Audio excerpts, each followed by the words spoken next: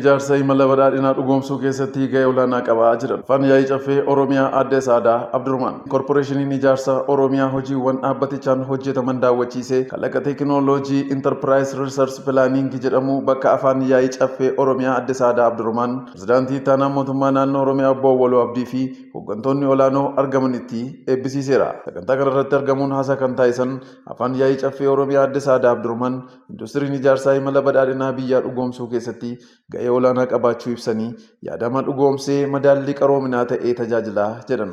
Industiriin ijaarsa dinagdee fi badhaadhina biyyaa dhugoomsuu keessatti ce'umsa dinagdee fi teekinooloojiin taasifamaa jiru keessatti gahee guddaa qaba.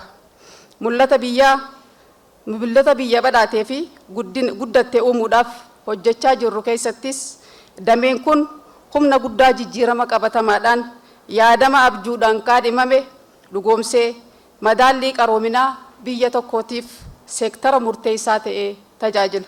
Ijaarsa duudhaa fi aadaa uummataa qabu ijaaruu keessatti damichi qooda guddaa qabaachuu Aadde Saadaan dubbatanii dorgommii ijaarsaa keessatti hunduu gahee isaa baachuu akka qabus dhaamaniiru.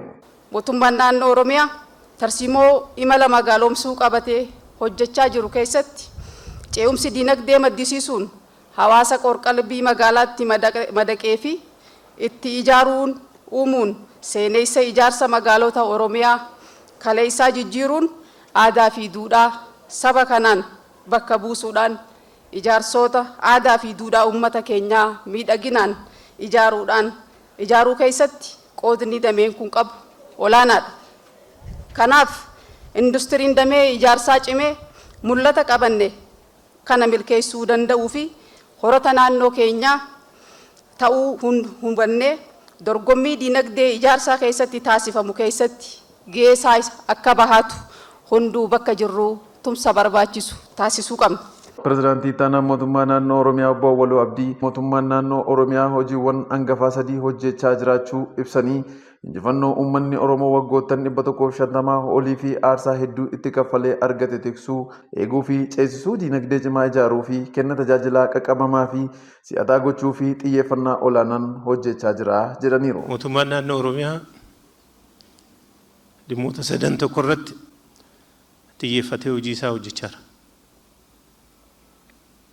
Inni jalqabaa injifannoo uummanni Oromoo waggaa 150 booda aarsaa baay'ee itti kaffalee kuun itti buqqa'ee kuun biyyaa itti ba'ee kuun gammoojjitti irbaata bineensaa ta'ee kuun baaratti immoo irbaata qurxummii ta'ee kaachirraaf immoo biyyaan baatti baqatee fi aarsaa hedduu booda injifannoo uummanni Oromoo argate. Kana tiksuu, eeguu, ceesisuun hojii ijoo mootummaa naannoo Oromiyaati. Inni lammataa mootummaan naannoo Oromiyaa diinagdee cimaa dorgomaa.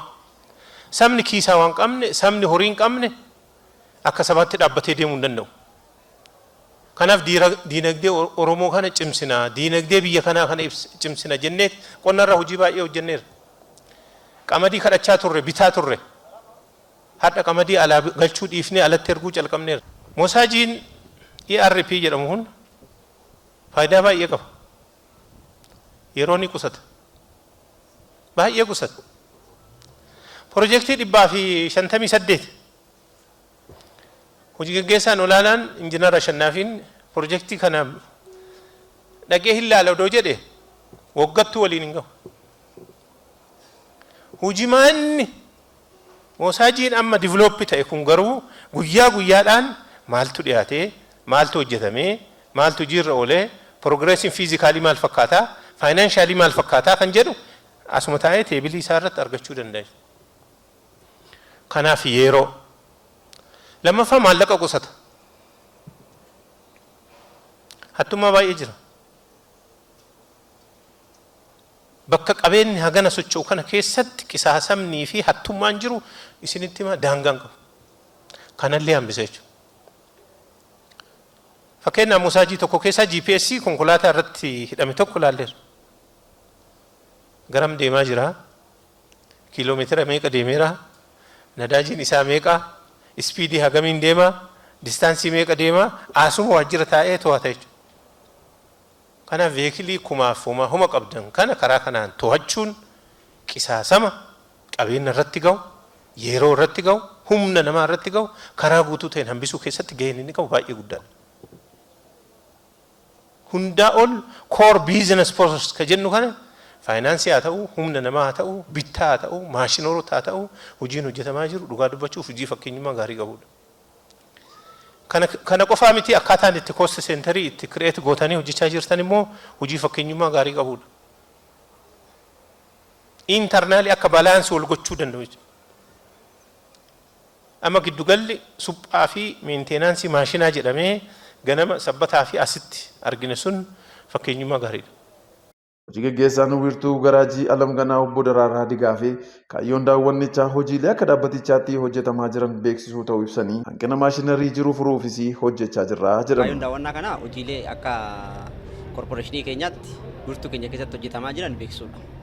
Nuti kastamarii keessaatti hojjetaa jirra amma gara fuulduraatti kastamarii alatti ba'uudhaaf kan yaadamaa jiru. Kan alaan suphinaa jechuudha. Konistirakshin maashinarii alaa suphuudhaaf karoora qabnaa jechaadha. Kanaaf hojiilee qulqullina qaban hojiilee teekinooloojii akkamitti hidhatamtu nu biratti hojjetamaa jira kan jedhu daawwachiisuudha jechaadha kaayyoon olaanaa guddaa.